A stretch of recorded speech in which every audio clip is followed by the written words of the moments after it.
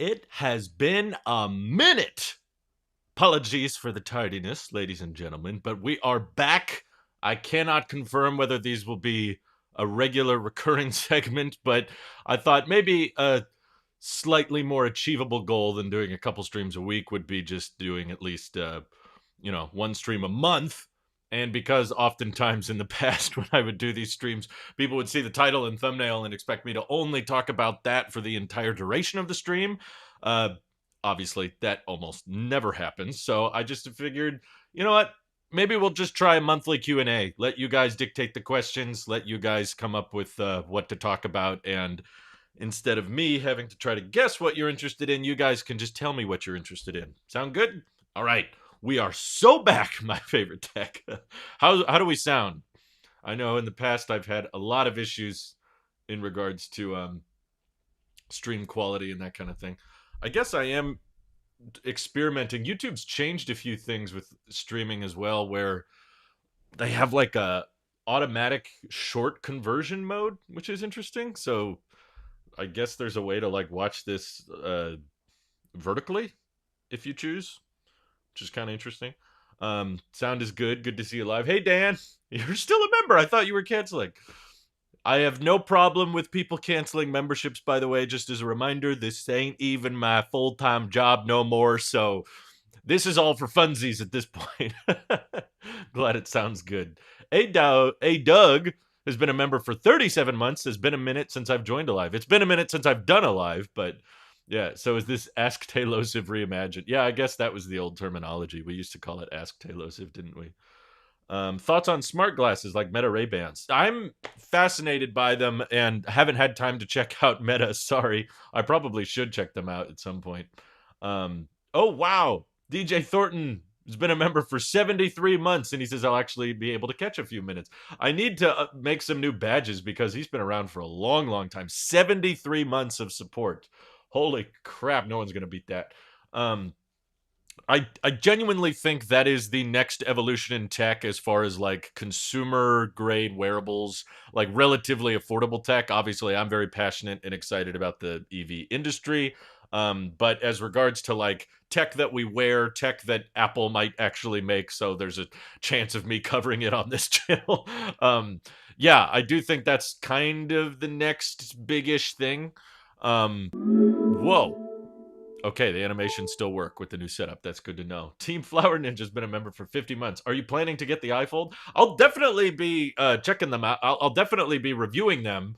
But like I've said in previous streams and videos, I don't commit to buying and keeping until we know more about the product. The product's not out yet, so it's hard to come up with a definitive like yes or no. Oh yeah, DJ, I remember you. You were on the brief but awesome Tailosive Space podcast. Of course. I know you've been around a long, long, long time. Tesla's Apple and Rivian is Android. Yeah. I think I like Rivian more than Android. I don't know. Rivian feels very closed off so far. Like Rivian doesn't support CarPlay or Android Auto. So I don't think that example is perfectly symmetrical, but yeah, I see what people are going for. NVIDIA's self-drive is more like Android. It's like the open source self-driving. Rivian's trying to do their own self-driving kind of in-house and everything. Yeah, Burkhart's back. I'm realizing now that there's a new icon for moderators. It's been so long. Miss doing those with Nick. Yes, absolutely. This is rare. And before I forget, Mike, I think from Mike in the Woods messaged before the live stream began. He said, it's a shame you don't cover stuff in the Android space. In my opinion, Android is really going to heat up this year for gaming. For one, really not a gamer on any platform, including mobile. There's just no time for gaming anymore for me. But even when I had time, I didn't spend that much of it gaming. But I feel like YouTube makes it fairly difficult to pivot in any kind of different direction. So I know it's not the same with all platforms, but at least in my experience with YouTube, anytime you try to cover something that is remotely, even slightly different from what you're used to covering, it gets buried. They don't recommend it as much, and your subscribers aren't going to watch it as frequently. So I have certainly tried. You know, last year I reviewed the Pixel 9 Pro Fold. We talked about some of the flagships here and there, but statistically, I just have to look at the numbers and here's what works and here's what doesn't work. Um, for me, as much as I've tried in the past reviewing Android phones, it never quite works out unless there's really something meaty to bite into. I think a lot of you guys remember me from the Pixel rant days, specifically because of how bad those phones were. The early Pixels were just horrible. But all that being said, genuinely honest here, not trying to say this to get into Team Pixel, because I'm sorry, I'm not going to Android anymore. I've got way too many accounts logged into my iPhone now, to the point that yeah, but I'm not switching to Android. Sorry, that ship has sailed. It's not gonna. iOS 26 sucks. By the way, I hate iOS 26 with the passion of 1,000 suns. But I'm not going to Android because it's just way too much work. I don't got time for that. There's so much ecosystem involvement. Um, so I'm a rebellious sheep. I'm gonna follow Apple wherever they want me to. I'm going to buy what they want me to buy, but simultaneously I'm gonna complain. I'm gonna be upset the whole time, but I'm like an annoying child. I'm just gonna complain during the whole road trip that I'm tired and I'm hungry and I want to go home. You still watch the Pixel Slate review occasionally. So yeah, I think the reason that worked, like I've been following Apple obviously as the dominant topic of this channel for the longest time, and with the occasional offshoots, occasionally we talk about internet service, or occasionally we talk about an Android phone that I'm interested in here and there. It's not a lot, I give you that. Um, but the reason I think those Pixel rant days and those Pixel Slate reviews did so well is because even though they were about the Pixel hardware, it was still underlining, like it was still, how do I, what's the word, it was still marketed in a sense towards Apple sheep, because when I reviewed Android phones that were bad, and there was plenty of material to work with. It was like, look how laggy this is, look how expensive this is, and look how overheated this gets. It's like all of that contributed to, okay, therefore Apple is better. So I don't know if that many Android people were actually watching it or finding it that valuable. um but I do think that, like, the most successful Android reviews on this channel were the ones where I was being very negative towards it. But I would argue rightfully so, especially in the early days. The Pixel phones were pretty atrocious, but as time went on, they got much better, and I got more positive towards Pixel phones, and the views didn't do as well because it was like, well, this doesn't fit the thesis. YouTube didn't know what to do with those videos because they were like, well, what this guy's really good at is talking about what he loves with Apple products and how Android sucks, therefore Apple's better. And so we keep pushing that. And once you start making videos that don't fit into that thesis, YouTube's like, I don't know who to send this to, because the Apple sheep who normally watch it don't like it as much. um I ended up buying an M5 Vision Pro. I haven't used it much, but 3D movies. Holy crap, Chris Norton is back. Hey, good to hear from you. You really don't need to super chat, Chris. Have some cash, thinking of your stuff. Great, appreciate that. Very generous of you, very kind. um Thoughts on trading in a 15 Pro Max for the iPhone Air? Ooh, wow. Sorry, but why? Why would you do that? That's a terrible idea. Your Apple philosophy and how you changed video is one of the best ones in release. Could you briefly expand a bit more? Wait, Apple philosophy and how you changed videos. Um, you mean the last video I posted, like yesterday? Um, I'm not sure how much more to expand on it, but I I think that's what you're asking. I This live stream setup is very easy, thankfully, because it's the exact same setup as when I record my videos. I just hit stream instead of record. So it's the same microphone. I'm plugged into the iMac Pro. I do think I should formally, while I'm live right now and while we have some channel members watching, I'm not trying to trick anybody, but I did update the membership tiers, by the way. Just to be clear, I don't think I have time or the logistical power anymore to do the behind the scenes editing streams. I know I used to, and they were a lot of fun and they were a lot smaller and more intimate, but I have a harder and harder time committing to editing a video and just doing that for a solid 30 minutes to an hour. Also, the iMac Pro doesn't handle it all that well. but it does exactly what I needed to for this this setup of like quickly recording a 1080p 30 FPS video and editing it. iMac Pro works great for that, but once you start wanting to live stream yourself as you are recording and editing, that's when it starts to struggle, and maybe I'll need to upgrade and get a new iMac for that. But yeah, I just wanted to clarify that that's probably not going to happen anymore. Um, until something in life changes where I just have a bunch more free time, but I don't think that's going to happen. So just thought we'd clear the air. Um, let's see. Move your key light up so you don't cast a shadow on the wall. Well, where do I put it? It's yeah, I messed around with a bunch of different lighting things. There's obviously much fancier hardware I could use that would make everything look much prettier. I guess I could do it off to the side a little bit. It makes it a little bit less distracting, but no, it's not. It's really not meant to be used for this, to be honest. But I'm not going for best possible setup. I'm going for can you hear me? Can you see me? uh, let's see. This is why you should get an iPhone Air. I think you would love it. I had an iPhone Air. Do you guys not remember? I reviewed it on my channel. I was immediately, I cannot emphasize this enough.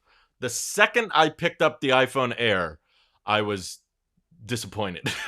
I was like, wow, this is not that light. And I don't feel like it's not, I didn't even feel like it was that thin, to be honest with you.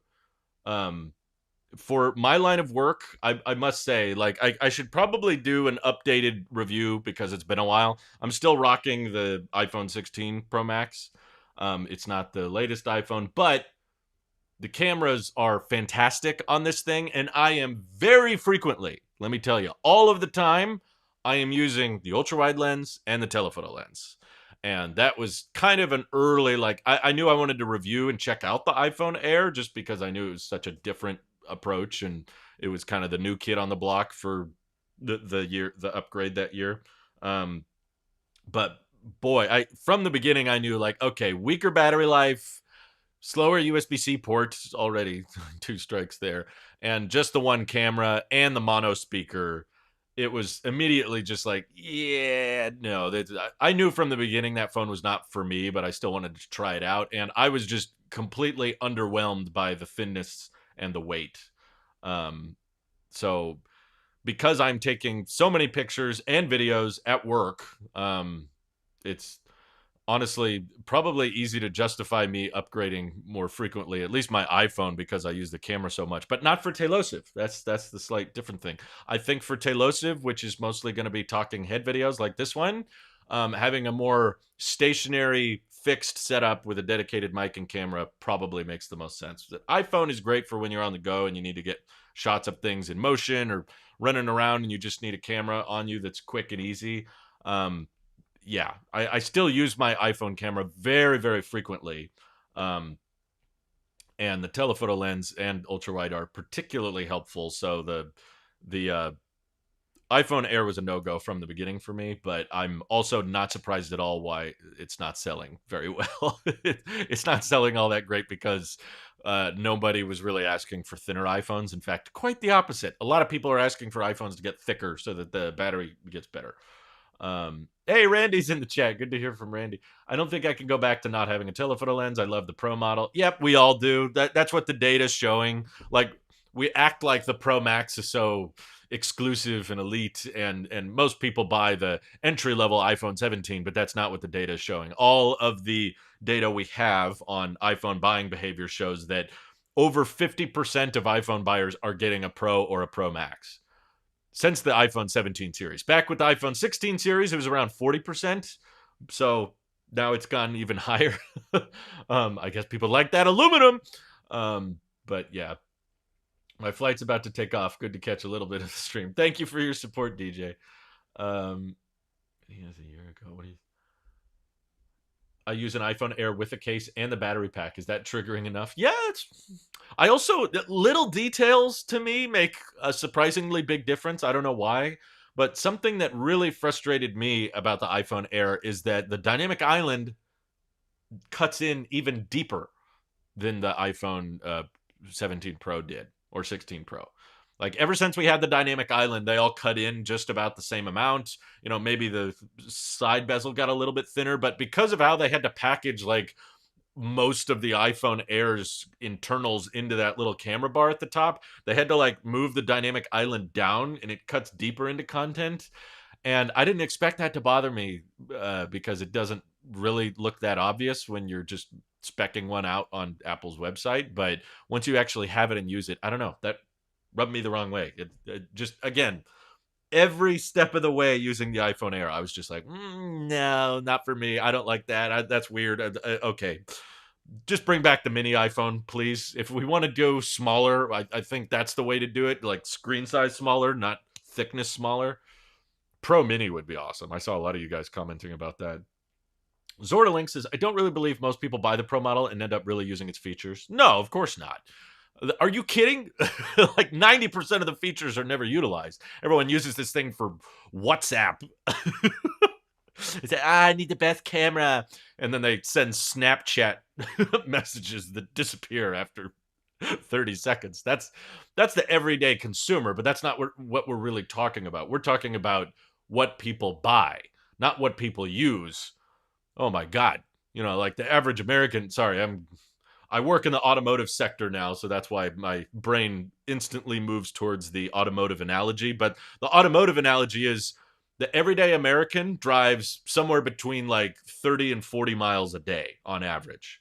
But we all want our cars to go 400 miles on a tank or on a charge. Why? Do we need to drive 400 miles all the time? No, but we buy cars based on the annual tasks, not the daily tasks. People will buy one truck over another because, oh, well, I needed to do that one thing once a year. You know how many trucks we see on the road with absolutely nothing in the bed? It's very common, especially in the US. And they're huge, these massive lifted trucks with these massive beds. So it's a very similar thing, I think, in the iPhone realm. Is like people want to know that even though I'm not going to be taking super high res, super high quality pictures, or I'm not going to be using 100% of my phone's battery every single day, but at some point within the next year, I might take a vacation to Italy. And when I'm in Italy and I'm taking pictures of the sunset from Venice, I want to make sure I have the best possible camera in that moment. And I can't even really blame people because, like in the grand scheme of things, I feel like I've backed off a little bit on the save your money as much as possible argument, which I used to push so much on this channel, just because I've realized, there's so many expensive things in today's world. I mean, obviously, I still try to encourage people to be wise with their money. And, I would never encourage anybody to finance their consumer tech. Please don't do that. Like, if you can't afford to buy the iPhone outright, just don't buy it. Like, you're not in a good position. You're not going to get rich by leveraging debt against your smartphone so you have extra money to invest or something. Don't do that. Just pay for cash for tech and cars. Honestly, that's a bit of a hotter take, but especially with consumer tech, I feel like that's less debatable. Don't finance your AirPods as much as Apple makes that an option for you. Oh, you can get 0% interest over the course of 6 months. It's like, no, don't do that. However, I have backed off a bit on the like always, buy used or always get the cheaper model because that's better. But the truth is, in today's world, there's so much expenses. Like groceries are getting more expensive. Transportation's getting more expensive. Rent's going up. Housing's going up. Electricity's going up. In the grand scheme of all of these everyday life, things that are getting more expensive, the phone is honestly not that much considering how much we use it. Oh yeah, just don't go to Starbucks, period. I'm sorry. just don't do it. Make all your drinks from home. It's so cheap. I cannot emphasize how cheap it is. Randy, back me up here. Exactly. Randy says it's better to have it and not need it than to need it and not have it. Yep, exactly. That's how they prep meals for most big events too. They over prepare because they'd rather have leftovers than run out of food. Same concept with people buying a phone. I got free AirPods due to financing them and Klarma screwing up. Apple still gave them but paid nothing. Well, okay. That's okay. Theft. Good job, Doug. Stealing. We love that. No, it's a glitch. They don't care. $5 cup of coffee at Starbucks. Yeah. Oh man. Even better yet, you know what I do to save money? I don't go to Starbucks or make coffee at home. I just don't drink coffee. Boom! Wealth just appears everywhere. There's so much money. And he said, could afford, but 0% spread payments makes things a bit easier at times. It messes with your brain though, because it tricks you into thinking you have more than you really do. It's a slippery slope. And again, especially with consumer tech, it's such a small thing. Like if you this is why Tim Cook is a masterful businessman. He's trying to boil down everything into a daily cost. Take it from me as a guy who works in marketing. Okay. I got to be careful with what I say now. But as a guy who works in marketing, um, it's the most age old tactic in the business. This is not an Apple thing. This is not a Google thing or a Microsoft thing. This has been around for years, and this has been around for decades. If you're trying to make something sound more affordable, just list it as a smaller and smaller time period of cost. So you don't go, well, it's not $1,000. It's only $100 a month for, you know, a year, or don't think of it as $100 a month. It's actually just like $2 a day. Tim Cook straight up said that. He was like, the iPhone ultimately people are financing, and that makes it $2 a day. Okay, well if it's $2 a day, then that's like a penny every 10 minutes. That's really nothing. So what they're trying to do is put the smallest possible price in front of you and get you to not think about the grand total price. And it's been statistically proven mentally and with financial tracking. Experts in the industry all agree with this when it comes down to spending. Like it tricks your brain into thinking you can afford more than you can, because you look in your bank account and you're like, oh, well, that's how much I have. I'm good. I can afford that. But then you just keep piling up the monthly fees on top of each other. It's not good wealth building. They've researched the not billionaires, but like the thousands upon thousands of millionaires out there, and that's never how they build wealth. It's not. It's not proven to work. Um, you were 9 when the first iPhone came out. No, I was. Let's see. It was January, so 8. Technically, I was younger than that. Cost efficiency. Yeah. I work at Starbucks, and there's so many customers at the drive-through window have their payment fail so often that they hold up by the line by calling their bank. Oh no. That's such a sad story. Oh my god. I go, hold on, it got declined. Wells Fargo, I need my caramel frap macchiato. Whatever happened to the CarPlay and Tesla's rumor? And still being reported on. I know it hasn't launched, but according to Mark Gurman, they are still actively working on it, Sam. So I guess that's what I got. If you save your coffee order of $8 a day and invest that instead for the next 30 years, you still can't afford anything 30 years from now. Beautiful. I bet you could afford more than if you did spend it. Shame the current FCC just gave Verizon a waiver, no longer have to unlock phones after 60 days. They agreed to that in order to merge or buy. Straight Talk, 12 months concurrent now. Huh. I was wondering, I'm currently using a 12 Pro. I do take photos a lot at random times. I'm thinking I'll be upgrading in 2027 when my phone's OS upgrades are ending. Which would you recommend?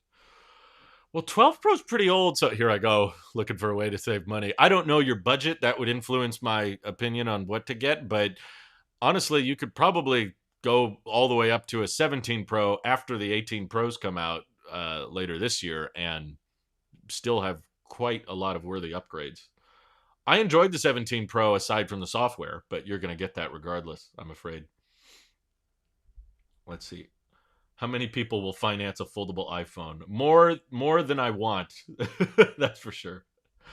I currently have an ancient 10s Max. It's so ancient. I'm still debating if I get the Air, which will be more expensive in the long run, or the Pro Max, which I fear will be big and uncomfortable to use. Everyone I talk to, you get used to whatever you have, so I would just get the one that I don't. In my opinion, I hate being the guy to recommend the more expensive phone, but the iPhone Air I think is going to age worse. And you're telling me you're on a 10s Max. It shows me that you're the kind of person to hold on to a phone for a while. I do not think the iPhone Air was made for people who hold on to phones for a long time. Honestly, just because the battery life is worse and the speaker's worse and there's only one camera. I think the novelty of the thinness and lightness wears off fairly quickly, at least in my opinion. Other people have disagreed with me, but I think you'd be much better off with a vapor chamber and a giant battery on the inside. That's going to probably pay off in the long run. Um, Normal iPhone is the best value. That's true. If you're coming from a 10s Max, you could probably just upgrade to a regular iPhone 17, and you'd still get 120 hertz, better battery life, a dual camera. That's, I guess you lose the telephoto lens, but the telephoto lens on the 10s Max wasn't that great in the first place. What's the best color iPhone 17 base model, Drew? Sage. Right, Randy? I'm not team anything. It's good to mix things up. Okay, that's fair. I appreciate the open mind. Sorry for the glitchiness. I don't know what caused that. I've never seen that before. Um, let's see. The Air is more durable. Is it? Just get a case. It's not that. I Fun fact for you. I had the iPhone Air for like a week, and I already started noticing scuffs and scratches. And I talked to people that had the same thing. Should hold off on the phone until the end of the year. I'm pretty sure they're going to duct tape to iPhone Airs together and call it the Fold. I don't know. I think the iPhone Fold is going to flop. The iFlop. Can they just call it that? Um, but yeah, I think I, I don't think it's going to outsell the pros, and at the very best, it's going to make the pros look like a more reasonable offer. OnePlus has the best battery and charging. That's true. Samsung has the most customizable UI. Okay. Uh, Pixel has unlocked bootloaders in class-leading astrophotography mode. Motorola still has SD card and headphone jack. They do? I guess I forgot about that. That's funny because Motorola was the first smartphone company to remove the headphone jack back with the Moto Z. That's my old brain. That's how I remember Motorola. As I was like, hey, you're all mad at the iPhone 7 for removing the headphone jack. Moto ditched it a while ago. You were always against cases, Drew. What happened? I grew up. I'm sorry. I started using my phone as a tool, and I was like, you know what? If I understand. Okay, I'm gonna take it off right now. Does that make you feel better? Hey, it's Skylar. How's it going? Okay,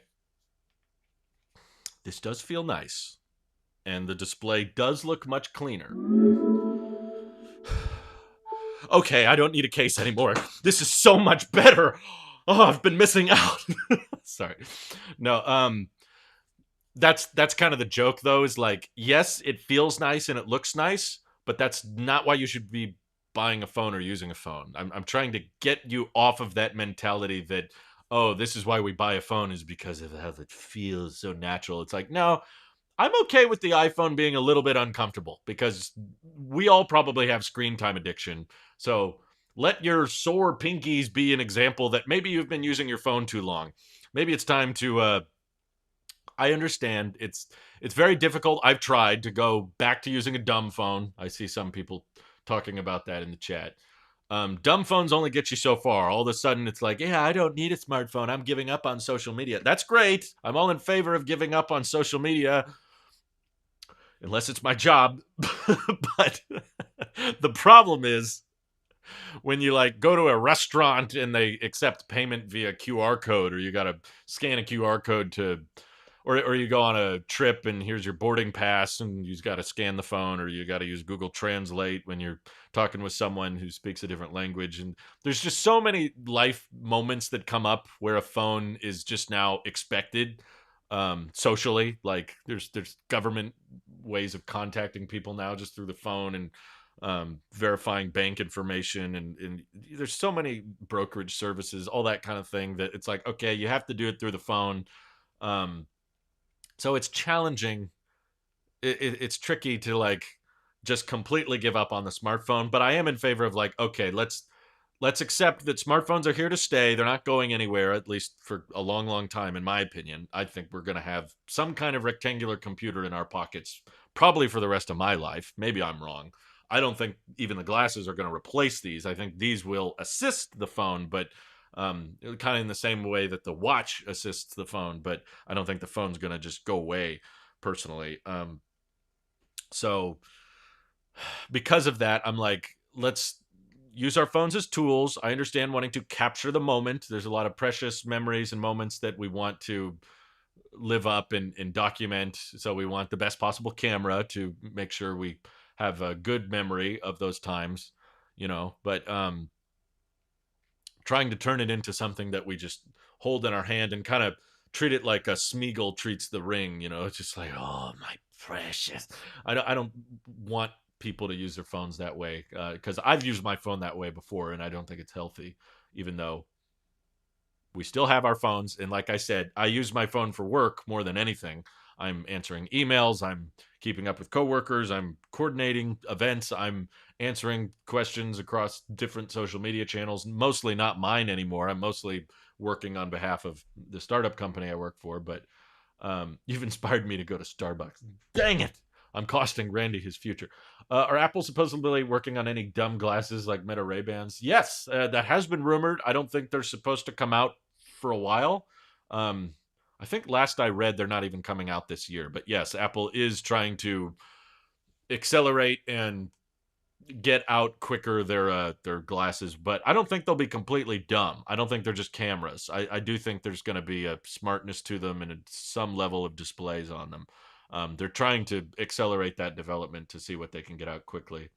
Um, I low key want to get an Android just to play around and customize the OS. Is there a phone that is pretty cheap but not garbage that you recommend?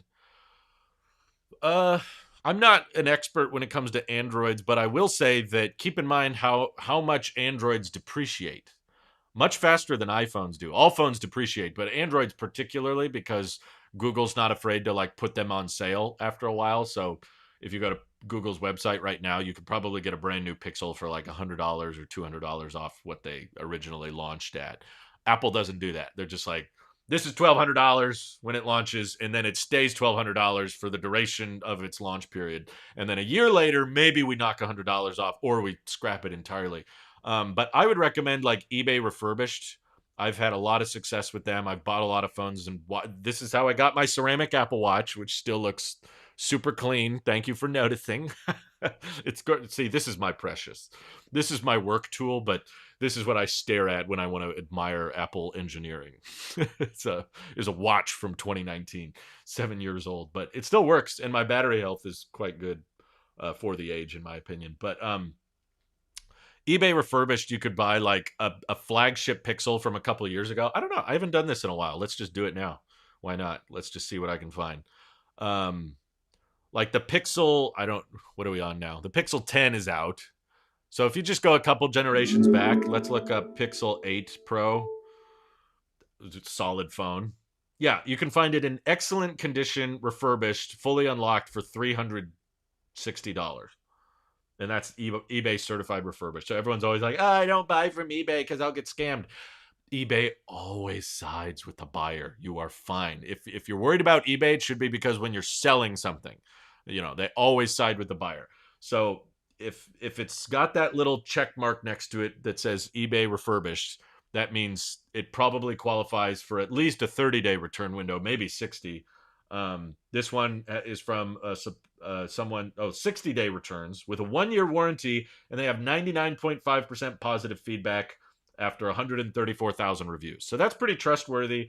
$360 for a Pixel 8 Pro with 256 gigs of storage. Okay, that's zero research. That's literally just a quick eBay search, just like, hey, what's out there? If you want a cheap Android to play around with, I'd say that's probably a decent option. I like the Pixels. I'm sorry. I like the hardware. Something about the software with Samsung phones always bugs me. I don't like I guess Galaxy people probably get used to it once you set up your phone and once you're comfortable with it, it's probably not a big deal. But as someone who used to review more phones more regularly, it always was annoying to me when I'd have to set up the phone and I need to sign into my Samsung account and my Google account, and then you would get dual apps. Is like, here's the Samsung version of that app and here's the Google version of that app, and it was like too much.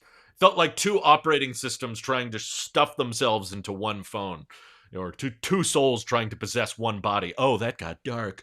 Oh, okay, don't think about that.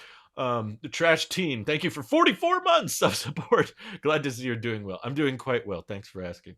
I'm very busy, and I'm sorry we don't do these streams more frequently, but my next goal is going to be, just as we're trying to get back into the swing of things, my hope is I can do one of these live streams a month, and I'll just call them a Q&A, because I used to call them like with a title and a thumbnail, and I would talk about it for 5 minutes, and then we talk about whatever else you guys bring up, and then it would confuse people. So I'm just gonna have a monthly Q&A. That's the goal right now.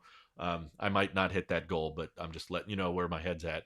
Um, Thanks for supporting. As a person that cares a lot about how things look, I understand but find sad seeing a device as only a tool and not as a tool but a piece of design, especially when talking about an Apple product. Well, that's the nice thing about cases is, you can take them off within a second if need be.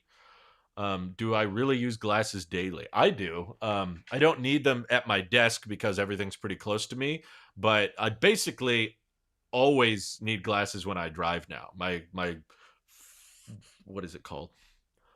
I am nearsighted or farsighted. It's one of those. I can see things close to me well, so I guess I'm nearsighted. That makes sense. But it's getting worse and worse with things further away that I don't actually feel like it's safe for me to drive that much without my glasses.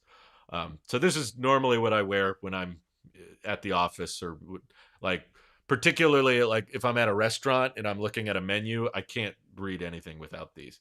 But short distance, like my monitors here, these are fine. I can read all these, no problem. Same thing with my phone. That's probably why my vision has gotten so bad, is because I'm holding my phone too close. And I know there's a setting in iOS that says, "Hey, you're holding your phone too close," but um, it's way too picky. I turned that on and I had to give up on it after like a month, not even a month, a week, because I could just never use my phone anymore. I always had to hold it like, okay, is that far enough? I'm actually only wearing one contact lens right now. It's actually amazing how well the brain adapts. One lens? You're like that guy with the spectacle? Let me read that. Yeah. You've been doing good. Thanks for checking in. Nimratsi? Sorry, I don't know how to pronounce your name. My bad. Samsung phones are the Voldemort quarrel of phones. Yeah. Yes. Something about Pixel phones, even though I don't think they're better than iPhones with the animation and the ecosystem and the fluidity. Something about Pixels, I just like the the software and the hardware being designed by one company. I prefer that. I like that about the Pixel phones. The cameras on them are also fantastic. So you get great camera performance. And like I've mentioned earlier in the stream, the newer Pixels are fantastic, like downright tempting to switch to for me sometimes until I start thinking about all the logistics of switching over my wallet and my accounts and my passwords and stuff like that. But if I were to switch to an Android phone, like if you put a gun to my head, I would ask you to stop. Don't do that. But if you did, I would be like, if you were like, Drew, you have to switch to an Android, which one are you going to switch to? I'd probably daily a Pixel 10, especially because the Pixel 10 also has MagSafe now. And I love MagSafe. I use it all the time. Pixel phones to me are the prettiest phone in the industry. I think I agree. I like the 17 Pro. I liked the thermal performance, and I love the camera performance and the display and everything. I kind of liked how ugly it was, but I still think it's ugly. Yes, on the back with the glass aluminum mix. I kind of like different looks. I think it looks very utilitarian. So maybe ugly is not the right word, but I definitely wouldn't describe it as like clean and minimal. It definitely looks more visually busy and a little bit more cluttered to have like the glass cut out with the three lenses and the camera bar, with the lenses protruding from the camera bar. But as far as just cosmetics are concerned, yeah, I think I agree with you. I think the Pixel 10 is probably the prettiest phone out there. You liked how ugly it was. Yeah, I mean, my thoughts on it have changed, but an old example on this channel, or maybe on the EV channel, depends on how far back we scroll. I liked the look of the Cybertruck. Now, in practicality, I've realized that it's not a very good design, but I still think just aesthetically, it's kind of ugly. But I like that it's ugly because a pickup truck is not supposed to be beautiful. A pickup truck's supposed to be like for work, for utility. Um, do I still have the Pixel Fold? No, that thing's gone. Is Apple Maps finally good enough to replace Google Maps? I've always used Google Maps. I don't know what to tell you. I've always used Apple Maps, and I honestly never had an issue with Apple Maps. I've had several issues with Google Maps in the past. My car uses Google Maps and still messes up. That's why I've wanted CarPlay on my car for so long. Like Skylar. No, ugly is the right word. Everything is supposed to be beautiful if it can be. Yeah, it's I don't know. It'd be the same way of having like a beauty contest for a hammer. Like, what's the prettiest hammer? I'd be like, I don't want a pretty hammer. I just want a good, like, solid hammer that gets the job done. That I can hammer things with. That's kind of how I was feeling about my iPhone. It's like, this is more tool, so make it out of the materials that make it the best tool possible. So I thought the look of the 17 Pro captured that this is a pro device. This is a tool, and for the job, aluminum makes the most sense here, and glass makes the most sense here. Um, even yeah, speaking of Google Maps, even in the old days when everyone hated Apple Maps, I used it and it worked great. That's the weird Apple sheep side of me, I guess. I don't know. I mean, you guys, I have people complain to me all the time that I'm being too harsh on Apple, but still, to this point, I've never had an issue with Apple Maps, even in the Scott Forstall days, where it first launched, when it first came out, I immediately stopped using Google Maps and I never had a problem. Um, Tesla uses Google Maps, but not Google Navigation. Tesla uses their own navigation. I know, but I've had issues with both, not just the navigation. I've had issues with the actual map layout and have it be dated and have it say that this is a one way when it's not, or say that you need to take this entrance and you don't. It's not purely Tesla's fault, but yes, Tesla is partly to blame. Let's see. Scott Stowell says Cybertruck is definitely aesthetics over function, but the whole point of it was to get big diesel truck bros who'd never consider an EV, who only buy trucks for aesthetics anyways, interested in an EV. Perfectly said. I totally agree with Scott. However, it's failed at that job. It didn't work. Sorry. But yeah, I understand the approach. Like, I get why they wanted it to be, kind of badass and kind of like, yeah, we want it to be tough truck made of steel. But the diesel truck bros out there, they are not buying Cybertrucks. Model Y owners are buying Cybertrucks, which is kind of like the wrong direction we should be going as far as electrification is concerned.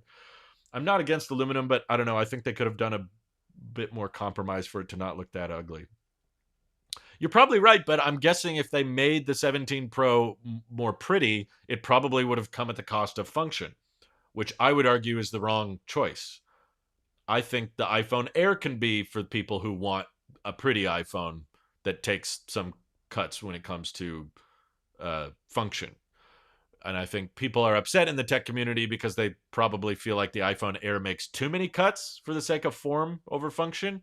And they want basically this, which is still a great phone. And I would probably still recommend it to people. There's a lot of people out there that are like, 17 Pros are too ugly now, and the iPhone Air is too compromising. I want a pro camera and a pro display and a pro battery life, but I also want it to be pretty and look nice. Hey, you can still buy a 16 Pro. Apple's selling them certified refurbished at a discount. It's not a bad phone. It still has Apple Intelligence if you care about that kind of thing. Mine is turned off. It still has stupid camera control, which they should have gotten rid of. I was really hoping to hear this year that Apple was going to remove camera control, but nope. They're even including it on the folding phone, which is going to be like 4 millimeters thick. It's stupid. What do you think they'll do with the Apple Card now that JP Morgan Chase is in the picture? Do you think the physical card will switch to aluminum like the 17 Pro? No. So I like the way you're asking the question, Jacob, but the big question is not what the credit card is made of. That's a one-time cost. It costs the bank a trivial amount of money to make those. In fact, they could probably digitally, credit cards are just numbers that are scanned and then checking in with a database when you pay for it. They could probably switch everybody's physical Apple Card over to JP Morgan if they wanted to. They might end up doing that. Like, you don't even have to get a new credit card when they switch over from Goldman Sachs. The big question with Apple Card is, are the rewards going to change? That is what the true expense of hosting that credit card is. That's why Goldman Sachs wants to get rid of it, is because they're losing so much money on it. I personally think it's because the UI has made it just incredibly simple and easy to pay off, and no one's carrying balances. So they're just racking him straight straight cash.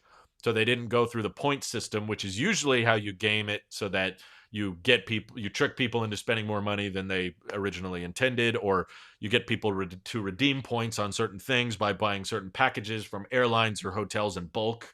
That's usually why like a successful credit card company would not just give you straight cash back. Usually they have a point system, and that's to influence your spending behavior and influence how you redeem those points. Um, do you ever wonder why credit card companies always give you so many benefits for travel? Why do you think it's all about travel? It's because when you travel, you spend way more, and they get more money the more you spend. There's a little fee every time you use that credit card. The reason they're trying to motivate you, here, have a free flight, here, have a free hotel, here, have free Uber credit, is because they know when you're on a trip, you're going to rent a car, you're going to pay out, you're going to go out to eat, you're going to spend more on trinkets or souvenirs, or oh, we're already out here, let's take a ferry ride out to this island. And again, gets you spending more than you would have otherwise. So that free hotel room or that free flight makes you feel like you're getting a good deal, but once you get to that destination, you're still ending up spending far more money than you would have otherwise. What happened to Built? No way Chase keeps the current reward system. So yeah, that's the big debate. Travel is expensive, absolutely. It's one of the most expensive things you could do. Speaking as someone who has traveled a lot, it's just a lot of expenses pile up quickly when you're traveling. You need the train ticket, now you need the Uber ticket, now you need the airport flight, now you need the hotel booking, now you need the Airbnb. It just stacks up over and over and over. Are you a fan of the Critical Drinker? Never heard of him. Sorry. But probably I've reached similar conclusions. That's probably why you're asking about it. So, Jacob, to answer your question about the Apple Card, the debate is what the rewards will be once JP Morgan inherits it. But we've still got like 2 years. I think a month or two ago, they announced that Goldman Sachs was dropping it for JP Morgan. But JP Morgan, I think, very likely will change the cash back and maybe implement a point system to try to influence spending. In which case, I might back out of the Apple Card. I don't know. These days I'm actually using my Citi card a lot more, just because we are huge Costco people. I'm usually so anti-membership, but oh my god, Costco is so good. Not a sponsored live stream, no partnership or affiliation in any way, but boy, it's hard to beat their grocery prices, seriously. Also, when you're traveling, you're more likely to pay more than you usually would just for the sake of saving time. Great point. Very true. I think Apple is only selling the 14 and 15 Pro at the refurbished. Really? I thought I just saw an article that said they were. Let me find it. You guys are making me fall in love with the caseless iPhone again. This feels kind of nice. Okay, iPhone 16. I like how when you search iPhone 16 Pro, it's like, what? You want a case? And I'm like, no, I want the phone. And they're like, oh, you what? Just get a 7 Pro. No, here it is. I'm looking right at it. Refurbished 16 Pro Max. Oh, but they're all 1 terabyte. That's probably an issue.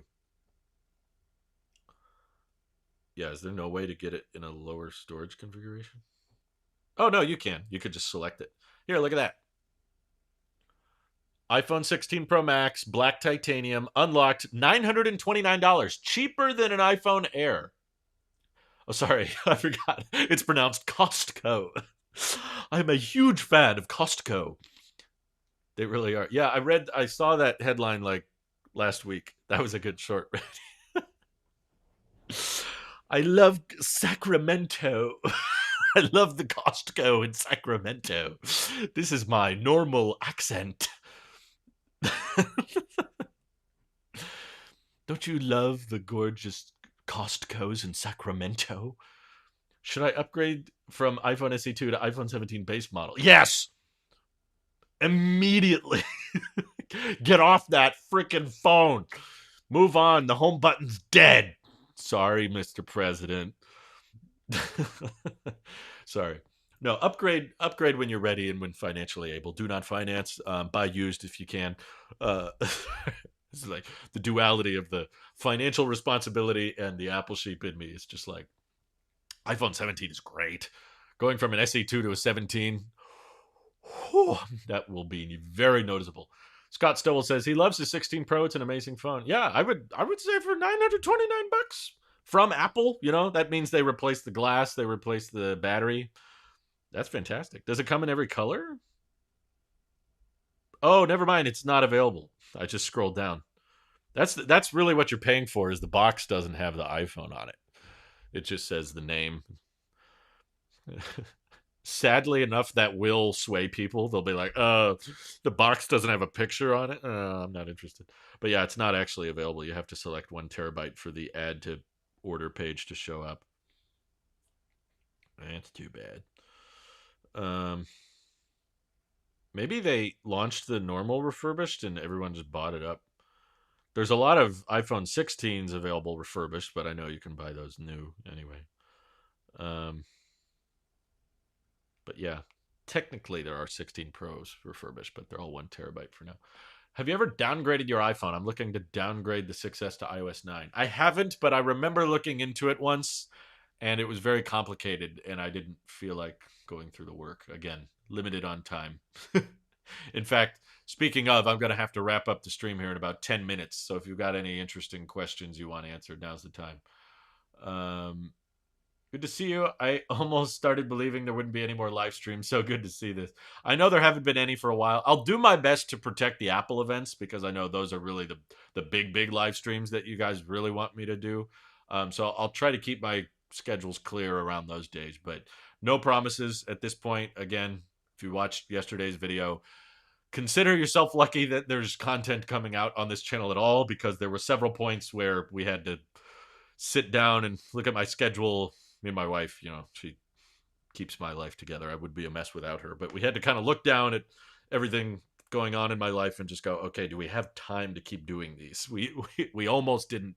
We almost came to the conclusion that we're just not going to do this anymore, which was kind of a hard reality. But hopefully pricing won't get too crazy with all the AI stuff taking up so much chips, RAM, and graphics. Yeah, Apple has been pretty good at keeping pricing mostly the same over the years. Every year for the past like 5 years, I've expected a price hike and then it doesn't happen. So I've been pretty impressed with the way they've handled it. But I'm currently trying to switch from my iPad with Apple Notes to just regular paper to be less dependent on Apple because of wanting autonomy, I guess. That's cool. I support that. Although I hate using paper. There's so much wasted paper in my life. I wish we could ban all the junk mail that I get. Seriously, it's insane. Like 90% of the mail in my mailbox is still straight up. Oh my God. It's still straight up junk. Literally. Like I was gone for a week and I came back and I checked the mail. Obviously, it was full of stuff. And I went through all of it and none of it mattered. None of it was needed. Not a single bill, not a single important document. It was just a giant fat stack of credit card ads and and coupons to places I never go to, and the deals aren't even that good. Ugh, it was gross. I was just like, and they're thick. They're like super high quality, like ink and thick paper, and or like finance your home ads. Like take out debt. It's like, oh my God. Thank you, Chris, for the super chat. I want to have an iPhone 22 Pro Max. I have a 16 Pro. Nice. We're twinsies. We both got the 16 Pros. I think these phones will last quite a long time unless Apple comes out with liquid metal and it makes the GPUs on our phones work extra hard and die faster. But I'm already feeling like I'm getting more frame drops with iOS 26 on the latest build. It's fine right now, but occasionally I'll be doing something very basic. I'll just close a couple apps and it drops to 60 FPS, which the everyday consumer would not notice or care about. Ugh. But I do. I notice it. Okay, Scott agrees with me. I have paperless billing with AT&T and my fiber internet, and every month they still send me a paper statement. Yes, I do this on every single company, every single utility. I select paperless billing, always paperless. I've never once been okay with stuff coming in the mail, and they will still send me crap, like weekly. It's ridiculous. Hate that. Any thoughts on the upcoming studio display having 90 hertz versus 120 hertz promotion? Why would it be 90? I don't know. I guess 90 is better, but it would still be a disappointment. I think 120 is the way to go. The MacBooks have 120. So, yeah, like, come on. It's not that hard. We have Thunderbolt 5 now. It can handle 120 hertz. I'm excited for the studio display, but I also know it's probably going to cost more, which means I'm probably not going to get it, but it'll look pretty. You know what Apple product has depreciated the least? Fun fact for all you Apple sheep watching. Want to take a guess? It's the Pro Display XDR. Oh my God. That thing launched back in 2019. It's been nearly 7 years since that thing came out. And you know what? On the used market, basically cost the exact same as they did back in 2019.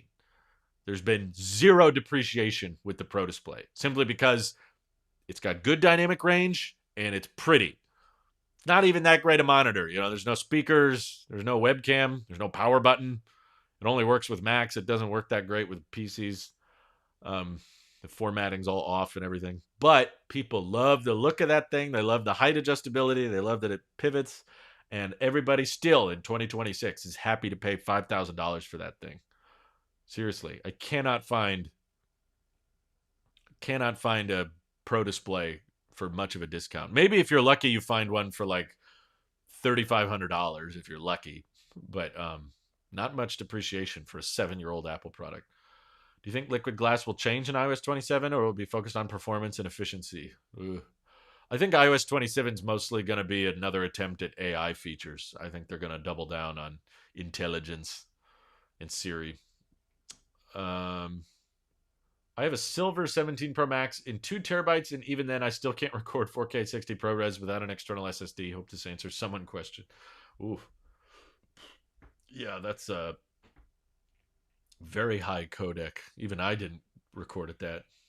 They love that $1,000 stand. Exactly. You excited for the end of this year? Rivian R2 ramp slate and Aptera probably starting deliveries. You forgot one of the startups in there, Mike. But yes, I'm excited for all of them. I think it's going to be a very busy year for all of them. But I know there's been a lot of skepticism and a lot of people doubting it. But genuinely, I do think Aptera is going to deliver vehicles this year. The assembly line is coming together.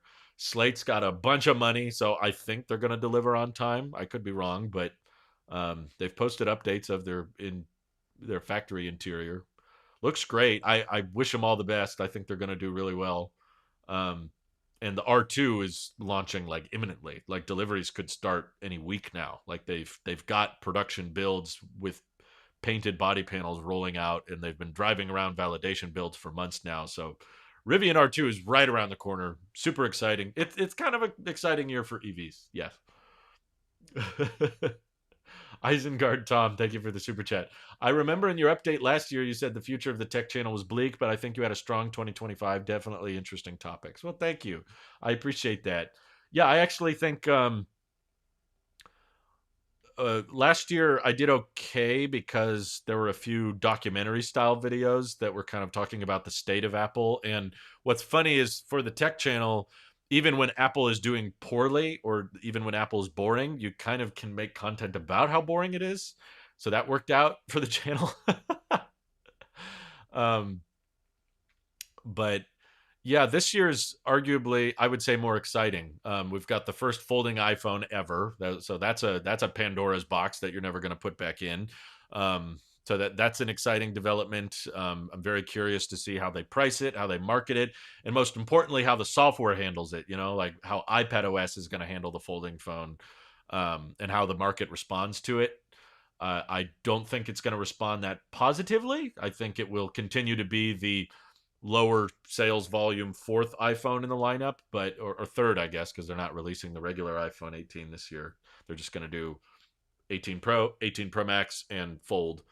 Then you got to wait till next year for the regular 18. But yeah, the folding iPhone is definitely a change of scenery for the iPhone landscape, and also the Mac is getting several big changes. We were supposed to get new MacBook Pros last week. Sorry, I was wrong on that. I get a lot of things wrong on this channel, and that was one of them. But there were so many reports claiming that the launch was imminent, and with the launch of AirTags 2, I thought we were in store for another site refresh week, and I was flat out wrong. Apologies there. But everyone I keep talking to keeps saying that M5 Pro and M5 Max MacBook Pros are launching any day now. They're probably already in production. They're probably already at Apple stores. They're just ready to flip the switch, and then you'll be able to pick them up within a few days. But it's not supposed to be a big redesign. But simultaneously, giant MacBook Pro redesign with OLED and a touch display and a dynamic island. All that's rumored to launch at the end of this year. That's not even the reports have actually been doubling down that that's happening this year, not next year.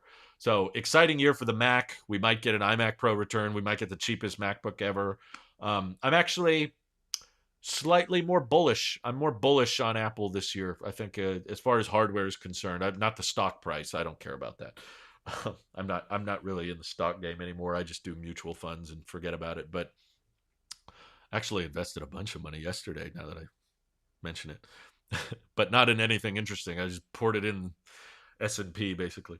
Um, let's see. Do you think we'll get a whole new iPhone design in the next of next year, or only the whole screen? I'm not even convinced we'll get that. I think the leaks around the 20th anniversary are kind of overhyped. I think the folding iPhone is going to be more interesting. The 20th anniversary iPhone is rumored to just be like thinner bezels, and maybe they go back to the rounded chassis like the iPhone 10 was instead of squared off like this is. That's it. No, I've never invested in silver, thankfully. I've barely ever invested in crypto, and now I'm glad because I actually sold all my crypto at a higher price than what it's at currently. So stonks. Major profit. John Adams Tech. I have no crypto now, by the way. As a smaller tech creator, I'm wondering if you think the tech Apple niche is dead. Do you think there's much of a future for smaller channels?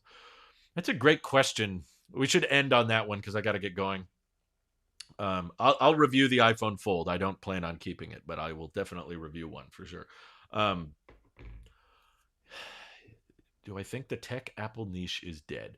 There's certainly a lot of momentum behind it. So that's the part of this channel that's really impressed me. Thanks to your guys' continued support.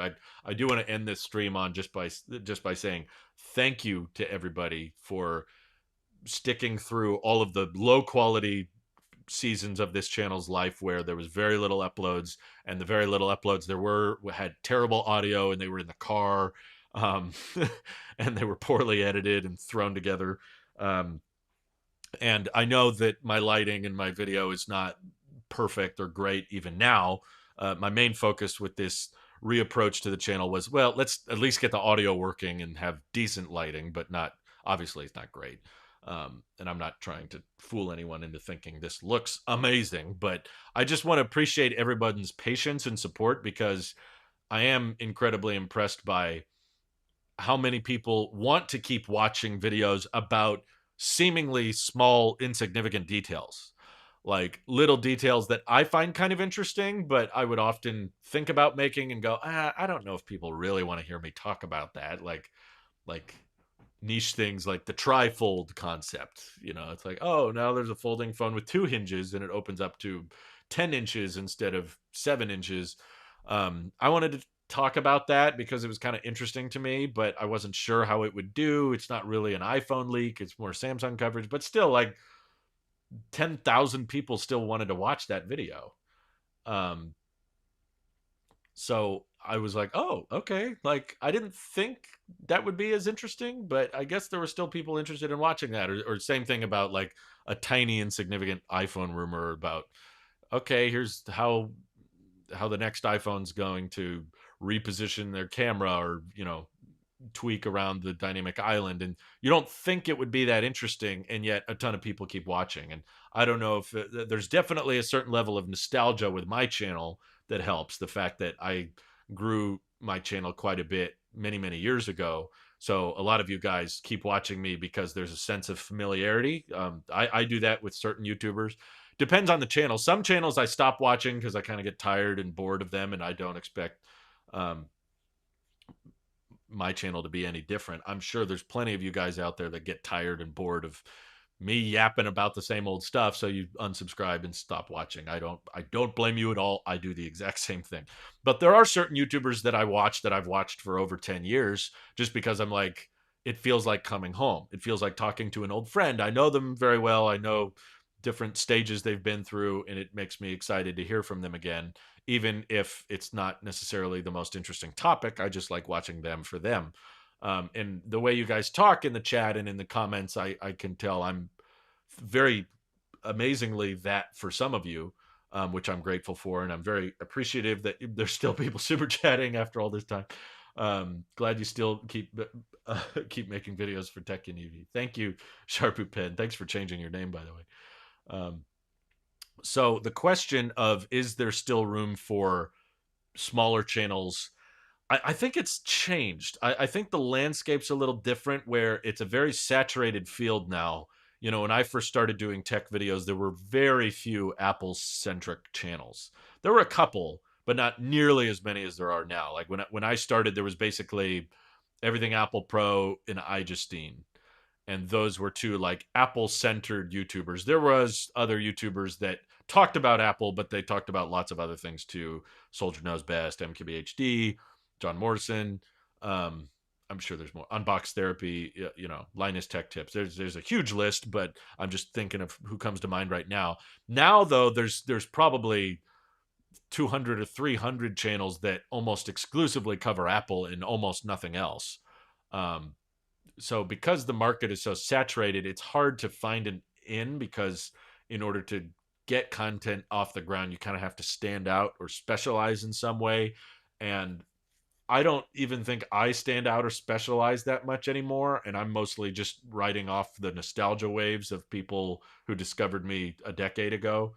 Um, which is fine. I've accepted that. That doesn't even bother me. I'm still just grateful that I can do this at all. And there's a field that I have some interest in that I can talk about, and other people want to watch me talk about. That's a miracle to me. That's just insane.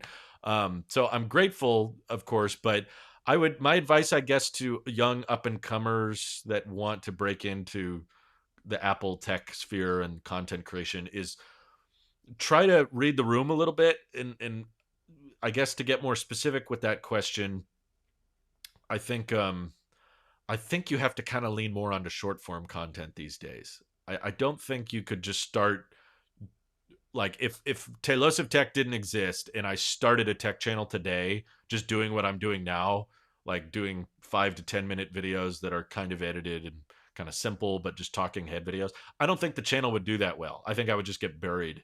And I think the only reason my videos are doing remotely okay is that I have a lot of legacy and nostalgia attached to the channel and the brand. So there's a lot of familiarity of people watching. But if I was starting from scratch, I would probably try to lean more into the short form content because that's the direction more viewership is going. I know that, and I know that I could probably make more short form videos that get more views, but I I don't enjoy them as much. I have to make them quite frequently, honestly, for my job because short form is very good for reach. You know, when you're trying to get as many people to watch your content or to discover your brand or your personality, if you're trying to branch out as much as possible, then short form is much better for discovery, getting people aware of you. But it's not as great for monetization. You don't make nearly as much through it, and I also just don't find it as insightful. I don't find it as fun. I've tried to do that short form content on this channel and on others. It's very helpful when you're trying to just get your brand name out there. So I work for a startup in the Bay, and I do a lot of short form videos. In fact, more short form videos than long form for that company, and it does wonders for discovery. I've gotten multiple shorts, well over 1 million views. One of my shorts is like 3.5 million views. But when it comes to long form content that's shot in landscape, oh no, I don't even get close to 3 million. I barely break 100,000 views. So the industry is moving towards that, and advertisers are spending more money towards that now. To the point now, like 10,000 views on a landscape video doesn't make what it used to make. Like 10,000 views 5 years ago is way more valuable than 10,000 views on a landscape video today. So if in the future I'm not working at this company, or if something changed or whatever, and I had more time, maybe I would consider trying to dive back into short form. But I don't find it as insightful. I don't feel like I can dive as deep as I want to, and I also don't think it's helping with people's diminishing attention spans. I'm guilty of it. I mean, I watch the short form stuff too, but I can feel my IQ dropping in real time as I'm scrolling endlessly. And I just don't know if I want to be part of that machine. Um, if I don't have to be. Sometimes you have to be to get the word out on things, but yeah, I would say if you're trying to break into that field now, that's probably more the angle. You probably have to lean more on the short form content to get out there. It's cancer. I hate what it's done to long form content. It does suck, but it's just the way of the world. We can't get around it.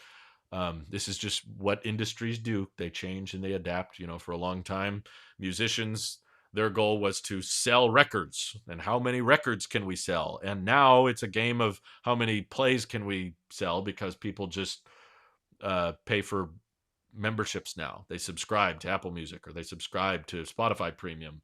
And you don't think much about that. You just think, oh, great, there's a new bundle, there's a new deal. But that totally changed fundamentally the way musicians and artists get paid now. And they've had to adapt and they've had to adjust accordingly. And it's a whole different industry now. So it's the same kind of thing. You got to expect it just as quickly as it comes, it can go. You know, I think it's probably a bit naive of people to assume when all of a sudden YouTube launches and we're like, oh, cool, we can upload videos. And then all of a sudden Google's like, hey, we'll pay you to upload videos and we'll host them all for free. That's an amazing thing. And it started blowing up very quickly and people started making livelihoods off of it. So just as quickly as that industry comes up, it can also dwindle and change and fall apart. And suddenly it's not as easy to make money off of as it used to be. That they come in waves, you know, industries move around. And that's part of the reason I took this job, not just because I was passionate about the company and the product, the full-time job with Tello, but also because I knew that, well, YouTube's not making what it used to make. I still want to make videos, and you know, I don't I don't love the idea of doing more sponsorships, but I'll do them if I have to. But it'd be cool to have a guy. It'd be cool to have a channel that didn't rely on sponsorships and could just rely on efficient spending and income from elsewhere. So I'm much more happy to work with a electric vehicle startup that I'm excited about than just do more sponsorships, which I wouldn't make as much money and I would just be adding to the noise. Here's another VPN you guys should download. Anyway, I got to get going. I appreciate all the questions and all the super chats. I know there's a lot of good EV questions that I really want to answer, but maybe I should do rapid fire. If Tesla stops making EVs, which brand will dominate the sedan EV market? Lucid. Uh, Appreciate that you're still doing. When we, oh, I guess I was worried. I'm glad you're still around. I guess these aren't questions. You guys are too nice. You're all too kind. Will the M5 Max be skipped? No, they should be launching any time now. Probably next week because Wednesday's almost over. Anyway, appreciate you guys for watching. Thanks for tuning in. Hope you have an excellent rest of your day. Bye bye.